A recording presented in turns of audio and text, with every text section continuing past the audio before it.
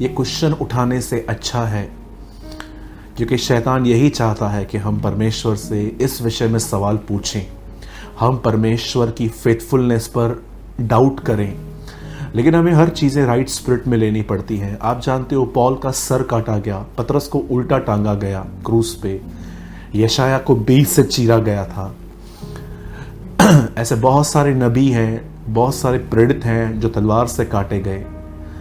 परमेश्वर कई बार, मैं आपको बताना चाहता हूं, आपके सामने ऐसे लोगों को रखता है कि जब उनकी मौत होती है, जब उनकी हत्याएं होती हैं, उसके बाद भी वो सवाल नहीं उठाते, क्योंकि वो जानते हैं कि परमेश्वर भला है और वो सारी बातों में से भलाई उत्पन्न करेगा। ये टाइम है हम अपने विश्वास में कमज़ोर न पड़ें, उल्टा परमेश्वर को हम यह कहें कि प्रभु, भले ही ये बातें बढ़ रही हैं, लेकिन मेरा आज भी आप पर ट्रस्ट है और मैं आपके साथ और विश्वास योग्य बनूंगा।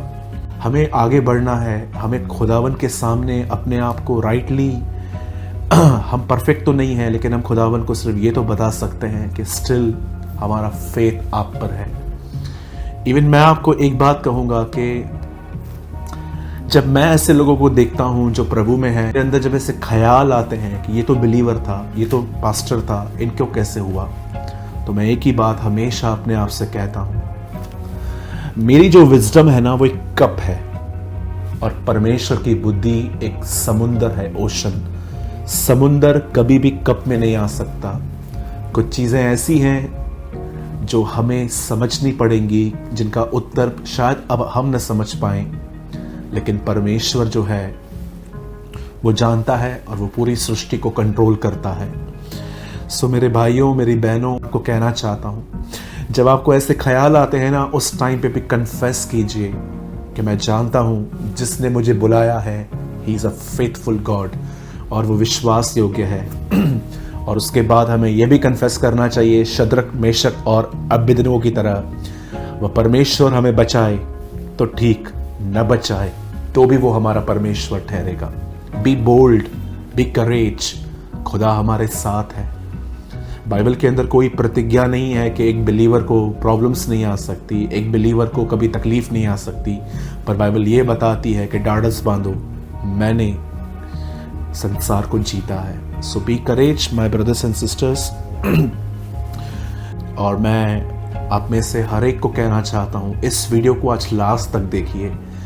ये एक ऐसी टीचिंग है जो आपकी ज़िंदगी को बदल सकती है। इवन यूट्यूब पे मेरे जितने भी वीडियोस हैं, मैंने इस विषय को लेकर, जो चैप्टर मैं आज टच कर रहा हूँ बाइबल का, उसे मैंने आज तक कभी टच नहीं किया था, लेकिन इन दिनों में परमेश्वर ने मेरी स्पिरिचुअल आइज ओपन की इस वर्ड के लिए, और मैंने वहाँ पर कुछ लर्न किया। और ये पहले मेरे लिए है, फिर आपके लिए भी है। और मैं इतना कहना चाहता हूँ, जो मैं हमेशा कहता हूँ, आज का वर्ड आपको शायद इतनी इंकरेजमेंट न दे, लेकिन मैं आपको इतना कहता हूँ, ये आपके लिए, आपके ऊपर एक बहुत बड़ी जिम्मेदारी ले आएगा। बहुत सारे यूथ ने, बहुत सारे बुजुर्गों ने, बहुत सारे मैन एंड वुमेन्स ने सालों से मुझसे क्वेश्चन पूछा है, जिसका आंसर मैं आज वीडियो में दे रहा हूं। कई लोग कहते हैं कि ब्रदर, हम अन्य भाषा नहीं बोलते, हमारे पास टंग्स नहीं है।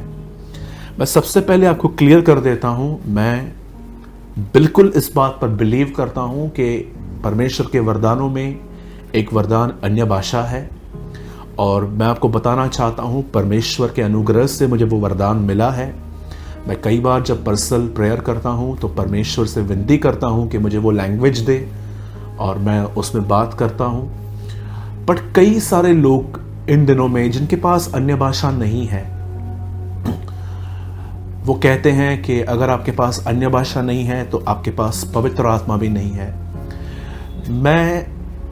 मैंने कोई गिनती तो नहीं रखी है, लेकिन मैं इतना कह सकता हूं, जब से मैं प्रभु में आया हूं आज तक हजारों लोगों ने मुझसे ये क्वेश्चंस पूछे हैं, कॉन्फ्रेंस में, यहाँ तक कि मैं जब सेमिनार्स लेता हूँ। आई वॉज इन दिल्ली, 3 महीना पहले मैं दिल्ली में था, और उसके बाद मैं पंजाब गया था, उससे पहले मैं उड़ीसा में था। तो बहुत सारे यूथ, जब मीटिंग पूरी हो जाती है तो ये सवाल लेके मेरे पास आते हैं, और हो सकता है आपके अंदर भी ये सवाल हो कि ब्रदर, मुझे टंग्स नहीं है, मैं अन्य भाषा नहीं बोलता हूँ, और कई सारे लोग ऐसे लोगों को डिस्करेज करते हैं कि आपके पास पवित्र आत्मा नहीं है, इसलिए आपके पास अन्य भाषा भी नहीं है। मैं आपको एक ऑसम थिंग बताता हूं। मेरे कलीसिया के अंदर बहुत सारे लोग ऐसे हैं जो अन्य भाषाओं में नहीं बोल पाते। कुछ लोग हैं जो बोलते हैं, पर मैंने ये देखा है कि जो लोग नहीं बोलते या जिनके पास ये वरदान नहीं है, कुछ लोग होते हैं जो कॉपी करते हैं एक दूसरे की। जब वो देखते हैं कि वो ऐसे वर्ड्स कह रहा है तो वो वर्ड्स खुद भी कहते हैं। It's wrong. कई लोग कहते हैं अन्य भाषा सिखाओ। अन्य भाषा सिखाने की चीज नहीं है। प्रेरितों के काम में लिखा है जब वो आत्मा से सामर्थ्य से परिपूर्ण हो गए तब वे बोलने लग गए। It's not upon you. ये आपके ऊपर नहीं है, ये परमेश्वर बुलवाता है, ये अननोन थिंग है। मैंने कलीसिया के अंदर कई लोगों को देखा कि उनके पास अन्य भाषा नहीं है, लेकिन मैंने उनके अंदर एक चीज देखी। उनके अंदर बहुत अच्छे फ्रूट्स हैं। उन्हें लोगों ने गालियां दी हैं, लेकिन उन्होंने कभी रिप्लाई नहीं किया उनको। लोगों ने उनकी चुगलियां मारी, लेकिन उन्होंने कभी जाके उनसे फाइट नहीं किया कि आपने मेरे साथ ऐसा क्यों किया। ऐसे बहुत सारे फ्रूट्स मैंने उनके अंदर देखे हैं जो मैं बहुत सारे क्रिश्चियंस में नहीं देखता। मेरे भाइयों, मेरी बहनों, मैं आपको बताना चाहता हूं, भले ही यीशु ने कहा था कि मैं अपनी कलीसिया को वरदानों से भरूंगा, लेकिन मैं आपको एक शॉक करने वाली बात बताता हूं। बाइबल में कहां मेंशन नहीं है कि यीशु ने कभी अन्य भाषा में बात की थी। मैं इस बात पर भी बिलीव नहीं करता कि अगर यीशु ने अन्य भाषा बात नहीं की थी तो मैं भी इसको रिजेक्ट करूं, क्योंकि पॉल के लेटर्स में लिखा गया है कि यस, ये एक वरदान है। लेकिन मैं इस बात पर बिल्कुल बिलीव नहीं करता कि जो अन्य भाषा बोलते हैं सिर्फ उनके पास ही पवित्र आत्मा है। मैं आपको बाइबल में ऐसे उदाहरण दिखा सकता हूं जिन्होंने पानी का बपतिस्मा पाने से पहले पवित्र आत्मा का बपतिस्मा पा लिया। आप देख सकते हैं प्रेरितों के काम 10 अध्याय में कुरनेलियुस के घर के अंदर जब पाखरू उतरा तब वे भविष्यवाणियां करने लगे, टंग्स में बातें करने लगे, अन्य भाषा बोलने लग गए। तो कई सारे जो लोग हैं वो दूसरों को डिस्करेज करते हैं। प्लीज मैं आप में से हर एक को कहना चाहता हूं, listen to me very carefully. चाहे आप कहां से भी मुझे देख रहे हैं, चाहे आप पंजाब से हैं, उड़ीसा से हैं, दिल्ली से हैं, आप छत्तीसगढ़ से हैं, या आप मुझे भारत के बाहर से क्यों न देख रहे हैं, अगर आप में से कोई भी ऐसा व्यक्ति है जो इस बात पर विश्वास करता है कि यीशु को छोड़ कोई परमेश्वर नहीं है, वो अकेला है जो उसका बेटा है, वो मेरे लिए मारा गया, गाड़ा गया और तीसरे दिन जिंदा हुआ, जिनके पास भी ये ईमान है, मैं आपको कहना चाहता हूं आपके पास पवित्र आत्मा है। और जैसे जैसे हम इस बिलीव में चल के खुदावन के करीब जाते हैं, वो हमें भरता है और एक दिन हम अन्य भाषा में बात करना स्टार्ट करते हैं। सो प्लीज मैं आपसे विनती करता हूं, आजकल इशू ये है 9 साल के बच्चों ने भी यूट्यूब पे प्रीचिंग करना स्टार्ट की है, जिन्हें बाइबल का ABCD भी नहीं पता है, और वो जस्ट कुछ भी बोलते रहते हैं, कुछ भी क्या भी बोलते रहते हैं, ये है वो है। और बेचारे जो नए नए लोग हैं, जो बेचारे बढ़ ही रहे थे, वो अपने ट्रैक से भटक जाते हैं। पॉल भी कहता है कुछ लोगों का नाम लेकर कि यह बोल के भटक गए हैं कि पुनरुत्थान हो चुका है। आपने देखा होगा इन दिनों में एक और टीचिंग आई हुई है जिसका नाम है पूर्वी बिजली, सर्वशक्तिमान परमेश्वर की कलीसिया। कुछ चाइनीज लोग, कोरियन लोग आपको दिखाई देंगे जो ये प्रचार कर रहे हैं इन दिनों में कि यीशु आके चला गया है। बड़ी बात है, इनको नहीं लेकर गया है। आजकल ये भी टीचिंग चल रही है। आप और लोग भी देखेंगे जिनका नाम है इन दिनों में Jehovah witness, one of the false teaching. मैं आपसे विनती करता हूं, दूर रहिए इन शिक्षाओं से। मैं आपको फिर से कहता हूं, जितने भी लोग रॉन्ग टीचिंग प्रीच कर रहे हैं, मैं आपको फिर से कहता हूं, लोगों से नफरत मत कीजिए। रोमन कैथलिक लोगों से भी मैं प्यार करता हूं, जो भले ही एक सिद्धांत को एक अलग वे में लेके चलते हैं। वो कहते हैं कि मरियम को पूजना, मरियम को करना। मैं मरियम की बहुत रिस्पेक्ट करता हूं। आप देख सकते हैं यूट्यूब पे मेरे वीडियोस हैं कि मरियम के अंदर बहुत सारी क्वालिटीज थी। हम बहन मरियम की, उस माता मरियम की हम बहुत ज्यादा इज्जत करते हैं। मैं हमेशा अपने चर्च की बहनों को इनकरेज करता हूं कि देखो खुदा ने उसे कैसे चूज किया, जीसस उसके अंदर आया।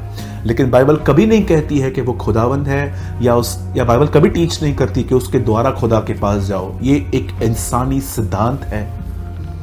हम रोमन कैथोलिक लोगों से बहुत प्यार करते हैं, पर उनकी टीचिंग वो टोटली डिसएग्री। वैसे ही मैं आपको कहना चाहता हूं, यहोवा विटनेस लोग जो हैं, मैं आपको बताना चाहता हूं, हर आदमी अलग डिनोमिनेशन का है। इसका मतलब ये नहीं कि हम उनसे नफरत करें, पर ये जरूरी नहीं है कि अगर हम प्यार करें तो हम उनकी बातों को भी सुने। कई सारी उनकी टीचिंग्स हैं जो बिल्कुल अनबिब्लिकल, टोटली, जिसका न सर है न पैर है, हम फॉलो नहीं कर सकते।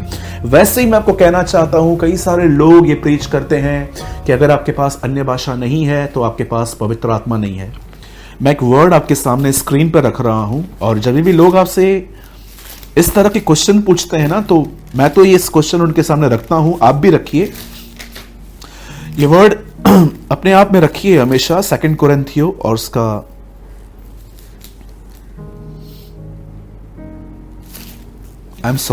ये वर्ड है 1 कुरिन्थियो चैप्टर 12। मैं आपके लिए पढ़ रहा हूं, ये स्क्रीन पर है आपके। 1 कुरिन्थियो चैप्टर 12 वर्स 3। इसीलिए मैं तुम्हें चेतावनी देता हूं कि जो कोई परमेश्वर की आत्मा की अगुवाई से बोलता है वह नहीं कहता कि यीशु श्रापित है। इट मींस जिससे पवित्र आत्मा मिला है वो कभी भी यीशु के विरुद्ध बात नहीं करेगा। यहां लिखा है कि वो कभी नहीं कहेगा कि यीशु श्रापित है। और उसके बाद सुनिए, और न कोई पवित्र आत्मा के बिना कह सकता है कि यीशु प्रभु है। खुदावन ने एक बार रसूलों से पूछा, लोग मेरे बारे में क्या कहते हैं? उसने अपने चेलों से पूछा।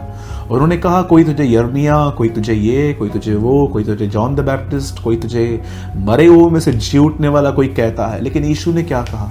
तुम मुझे क्या कहते हो?